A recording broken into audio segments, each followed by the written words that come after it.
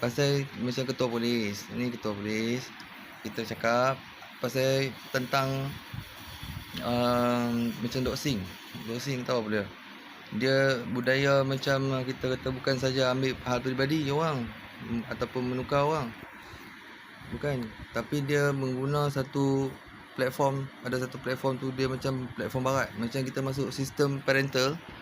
Tapi parental tu ajar macam lain. Macam saya ajar parental, sistem family. Misalnya kan saya cakap family, tapi gambaran dia oh my god. Tu gambaran orang Islam. Tapi dia bawa pergi sistem tu dia jadi macam nak meniru. Sebab tu saya bagi penasihat. Filem KL Gangster ke, filem apa saja ni, apa Alibaba ke, Bujang Lapuk, apa filem lagi. Macam-macam kita tak boleh tiru orang. Kalau kita ingat filem tu di sana tiru kita kena pegang prinsip yang tu. Kalau dibagi apa-apa, orang tu ikut kita kena cakap bahasa kita.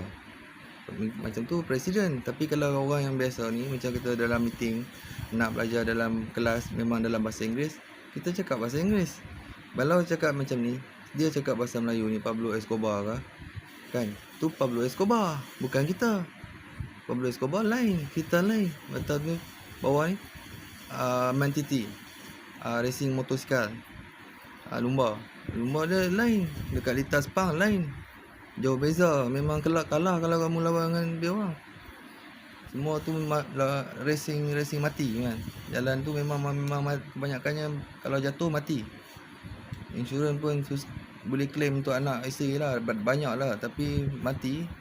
Faham lah kan, bawa bukannya biasa-biasa. Kelajuan dia kita peringkat ni macam tadi tu pertukaran.